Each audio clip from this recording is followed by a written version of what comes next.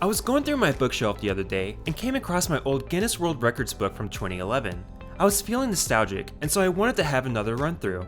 After browsing past the world's loudest bark and the world's highest earning movie stars, I came across a familiar face, or rather, familiar attraction. I had forgotten that Expedition Everest, back in its inception in 2006, had broken the record for the most expensive roller coaster ever produced, at a whopping $100 million. It's been 17 years since Expedition Everest was introduced, and I'm left to wonder if any new roller coasters had topped the record-breaking $100 million investment. So, let's look at some of the most expensive roller coasters ever built. Let's begin with Expedition Everest. Like I stated earlier, it was built for a whopping $100 million back in 2006. Let's wind the clocks back to 2003. At just 5 years old, Animal Kingdom at that point was a well-respected and highly regarded park, with some saying the theming and atmosphere as the most detailed and immersive of any of the American Disney parks. However, Disney was feeling pressure to invest in the park due to visitors just seeing the park as, well, just a zoo. So, they decided to market the park as more than just a zoo, and even implemented a nationwide ad campaign to declare this fact. Not a zoo! Not a zoo! It's not a zoo! At the time, they were in dire need of a thrill attraction that would nestle and blend the conservationalist and educational mindset the park already had in place.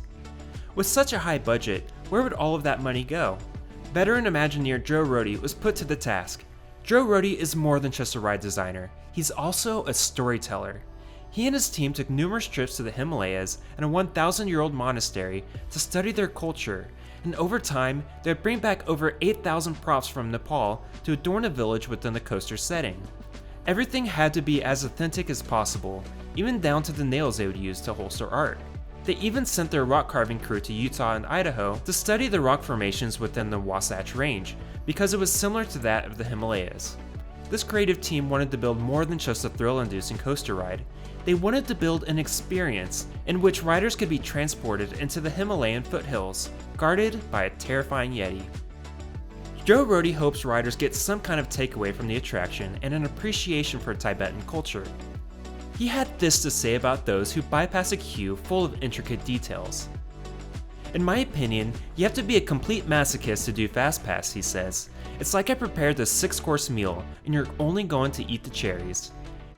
Hagrid's Motorbike Adventure is next on this list, at a colossal $300 million. 2019 was quite a year for Orlando theme park fans. In May, we would see the $1 billion Galaxy's Edge open to the public, an immersive retreat for even the most casual Star Wars fan. Next, in June, Universal's Islands of Adventure would open an immersive retreat of their own for Harry Potter and coaster fans alike in Hagrid's Motorbike Adventure. Like Expedition Everest, this coaster employs a story element that heightens the experience. Guests, or Muggles, are invited to visit the Wizarding World's Forbidden Forest next to Hogwarts while riding Hagrid's motorbike. Within the forest, Muggles will encounter creatures such as Fluffy, Cornish pixies, a centaur, and many magical creatures as you ride along on this 7-launch coaster. I urge listeners to not spoil themselves watching POVs of this ride, as the back half of the attraction is far more enjoyable when unexpected. For those who have ridden, I think you know what I'm talking about. Right past the entrance, you catch a glimpse of the scope of the ride, and it is massive. The queue takes you past a hut and pumpkin patch before entering a castle within the Forbidden Forest. Within the castle, there are many intricate details pertaining to the magical creatures within the Harry Potter universe before entering a pre-show conducted by Hagrid himself. I'd dive into greater detail of the ride itself, but I'll refrain from doing so in order to not spoil the ride experience. All I can say is that it is one of the best coaster rides out there, and is thanks to the ingenuity of Universal to bring forth more Harry Potter lore to life. Before we move on to number 1 on the list, let's take a look at a few of the runner-ups. There's Kingda Ka, the world's tallest roller coaster in the world, at $25 million. Fury 325, a B&M Giga coaster at Carowinds, at $30 million. At $37 million, there's Thunder Dolphin at Tokyo Dome City. Steel Dragon 2000 at Nagashima Spyland was built for $54 million. And as a quick note, the last 2 coasters here listed in Japan have to have reinforced supports to withstand earthquakes, which probably contributed to their cost due to a greater steel supply. I can't quite confirm this one, but Tron Lightcycle Run was estimated to have cost $100 million as well. However, this isn't publicly stated. Even so, accounting for inflation, Expedition Everest still ranks above it. So what closes out this list? That would be Guardians of the Galaxy Cosmic Rewind, built at an estimated $500 million, opening in May of 2022. Announced in 2017 at the D23 Expo, it was slated to open in 2021, but the pandemic pushed it a year. It was slated to be a major headliner for the Epcot overhaul that would revitalize the front half of the park. At the time, Disney was heavily investing in the park in preparation for Disney World's 50th anniversary, and at $500 million, heavily investing seems like an understatement.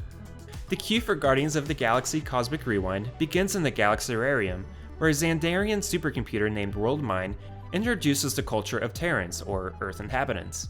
The queue continues to a gallery with a model of Xandar and displays of Xandarian ships and Nova Corps uniforms.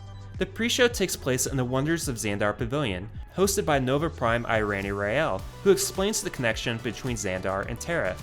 The guests are transported to a Nova ship in space, but the cosmic generator is stolen by a celestial named Essen. The Guardians of the Galaxy respond to the distress call, and the guests are transported to evacuation shuttles to follow Essen and recover the cosmic generator. Without spoiling the ride, the experience takes you through a well-paced layout, topping at speeds of 60 miles per hour on cars that rotate 360 degrees along a mile of track.